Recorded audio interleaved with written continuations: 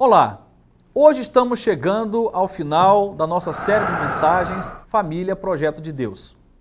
O tema que vamos abordar hoje é que certamente vai fazer uma diferença muito grande se nós estivermos atentos aos detalhes do que eu vou propor aqui. O tema são os inimigos da família. Inimigos nós temos o tempo todo. A grande questão não é tê-los ou não tê-los, porque eles estarão por aí, mas é saber identificá-los, a fim de que a partir disto saibamos também lutar contra eles. E as famílias, elas estão cheias de alguns inimigos mortais, peçonhentos, perigosos, venenosos, fatais. Eu quero então, nesse instante, começar esse momento lendo um texto da Palavra de Deus que fala sobre Deus como edificador da família.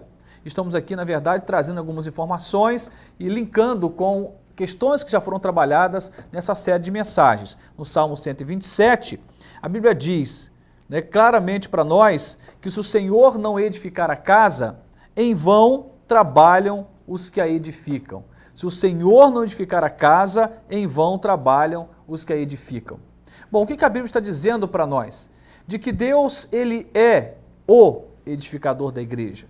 Ele não é um parceiro conosco, ele é o edificador. Se Deus não trabalhar a estrutura da família, se Deus não trabalhar a estrutura do casamento, da paternidade, da maternidade, nós iremos caminhar de forma errante na vida. Iremos cometer muitos erros e isso vai atrair dor para nós. Deus como edificador faz a diferença numa casa. E quando eu penso nesse Deus que nos edifica, é um Deus que certamente vai nos ajudar contra alguns inimigos. Aliás, contra todos os inimigos, mas vou citar alguns desses inimigos da família hoje. E Deus como edificador faz toda a diferença. Uma coisa é quando eu luto por mim mesmo, com as minhas forças, com a minha sabedoria humana. Outra coisa é quando eu recorro às armas espirituais, ao poder da presença de Deus, ao poder da palavra, ao poder do reino de Deus na nossa história. Eu quero então apresentar para vocês alguns inimigos da família. E o primeiro deles, podemos pensar a partir do que diz Efésios capítulo 6, verso 2, quando a palavra afirma: honra a teu pai e a tua mãe, que é o primeiro mandamento com promessa para que te vá bem e sejas de longa vida sobre a terra. Então, o primeiro inimigo da família é a perca de referência de autoridade. Escute isso.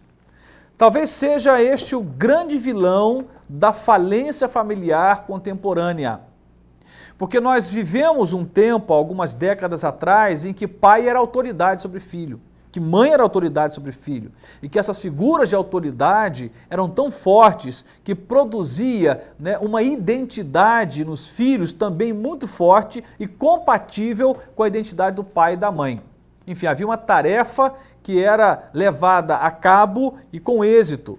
Pai e mãe criavam filhos, não só no sentido de dar comida, mas de trabalhar o caráter como princípio de honestidade, de respeito e aí por diante.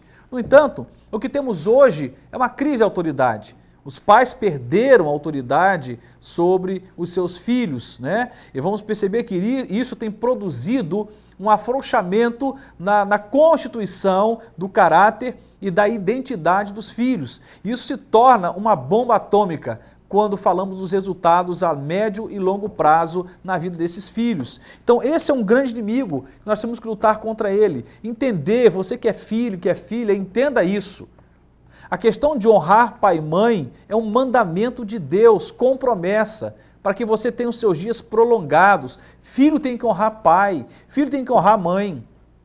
E pai e mãe têm que entender que são autoridades diante desses filhos, porque é o que a Bíblia diz.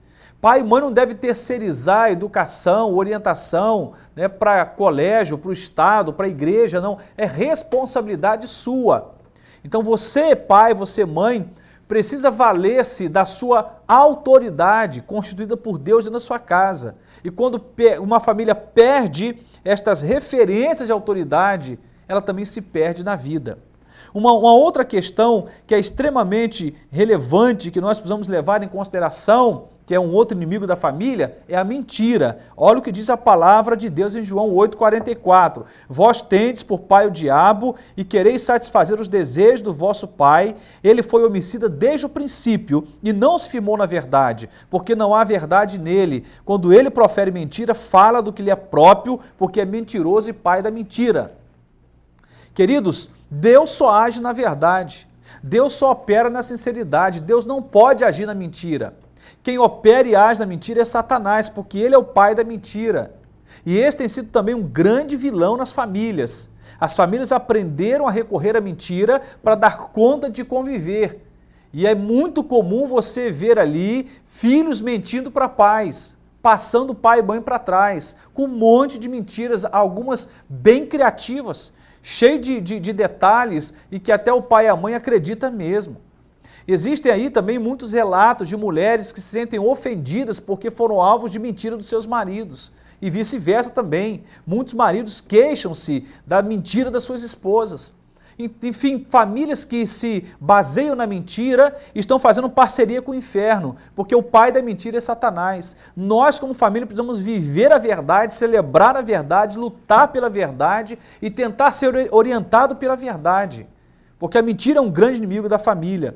Uma outra questão que também é extremamente relevante e que é um terceiro inimigo da família que eu te apresento é o ciúme. A palavra diz, o amor é paciente, é benigno, o amor não arde em ciúmes, não se ufana, não se ensoberbece. Se você acha que o ciúme é uma grande vantagem, tem gente que acredita que o ciúme é uma prova de amor. O ciúme não prova amor nenhum, porque o ciúme tem como fundamento, como base de si, a desconfiança. Quando você convive com alguém e você não consegue confiar nesse alguém, esse relacionamento, esse convívio, ele tem tudo para ser tumultuadíssimo, extremamente perigoso, doentio inclusive, porque o ciúme não é nem de longe saudável, o amor não arde em ciúmes, diz a palavra. Ter zelo pela esposa, pelo marido, pelos filhos é uma coisa, mas ser guiado pelo ciúme é outra. E tem muitas famílias detonadas exatamente por causa do ciúme. Pais que têm ciúme dos seus filhos, mães que têm ciúme das suas filhas, porque estão vivendo uma história que elas gostariam de ter vivido no passado e não puderam, e acabam tentando meter o dedo ali para atrapalhar a história da filha por puro ciúme. Com um discurso de proteção, mas é ciúme, e ciúme doentio. O ciúme mata qualquer relacionamento. E esse é um grande inimigo da família, o ciúme. O amor é uma contraposição ao ciúme. O amor de verdade não arde em ciúmes. O amor de verdade confia, dá crédito ao outro.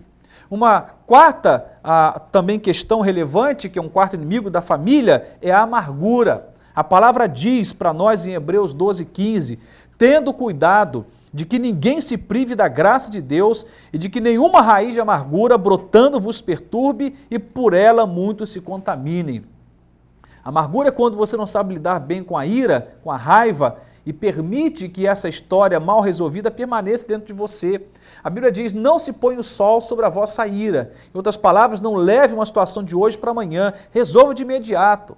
Tenha esse bom senso de entender que é importante a resolução de conflitos no tempo mais breve possível para que não sejam geradas amarguras. Tem famílias, violentadas, maltratadas por causa da amargura. É o pai amargurado com os filhos, são os filhos amargurados com os pais, marido e mulher vivendo amargura, ressentidos, não perdoam ao outro. A amargura é um grande inimigo da família. Um outro inimigo da família é a falta de tempo. A Bíblia diz em Eclesiastes 3:1, tudo tem o seu tempo determinado e há tempo para todo propósito debaixo do céu. Eu quero ter tempo, mas não tenho. Olha, esse argumento não funciona. A Bíblia diz que existe tempo para tudo. O que falta não é tempo, o que falta é bom senso para administrarmos melhor o tempo que Deus nos deu. O tempo corre mais rápido, como alguns dizem, Hoje tudo é acelerado, as pessoas têm que levantar cedo demais, trabalhar muito, dormir tarde, isso é escolha. Nós podemos escolher reprogramar o nosso tempo em família e dedicar tempo para filhos, para mulher, para esposo, porque tempo é sinônimo de saúde. Quando temos tempo de convivência, isso sara o nosso coração, isso enriquece a nossa vida familiar, isso nos abençoa. E por último, Quero citar aqui, né, um inimigo da família bem presente nesse momento da história, na contemporaneidade, que é a pornografia. Ah, isso sempre existiu, pastor. Bom, é verdade, foi lá para a história bíblica, a impureza sexual fez parte da história da humanidade. Mas hoje as proporções que isso tem ganhado é algo extremamente relevante para ser refletido e observado, porque há uma erotização até mesmo na infância. As crianças são estimuladas à sexualidade de forma equivocada, distorcida na sua mais tenra infância, através das mídias as mais diversas, revistas, telenovelas, desenhos animados. Nós estamos vivendo em um tempo de apologia à impureza sexual de todas as órbitas, de todas as formas. E isso é algo danoso, letal para a vida familiar. Tendo dito tudo isto, volto para a minha palavra inicial. Se o Senhor não edificar a casa, em vão trabalham os que edificam. O meu entendimento da palavra de Deus é que não dá para você vencer esses inimigos sem que Deus seja o edificador da sua casa. Convide Deus para liderar o seu coração, convide Deus para liderar a sua mente, convide o Senhor para se assentar no trono, na sua família, na sua casa e reinar sobre a sua casa. E esses inimigos, eles estão por aí e talvez chegando à sua casa, mas eles irão bater em retirada. Porque 1000 cairão do seu lado, 10.000 à tua direita, mas tu não serás atingido. Aquele que habita os esconderijos do Altíssimo, a sombra do Onipotente descansará. Os inimigos saem quando eu firmo uma aliança com Deus, o edificador da família. Deus te abençoe e te ajude a viver isto, nos ajude a compreender e viver isto, em nome de Jesus. Amém.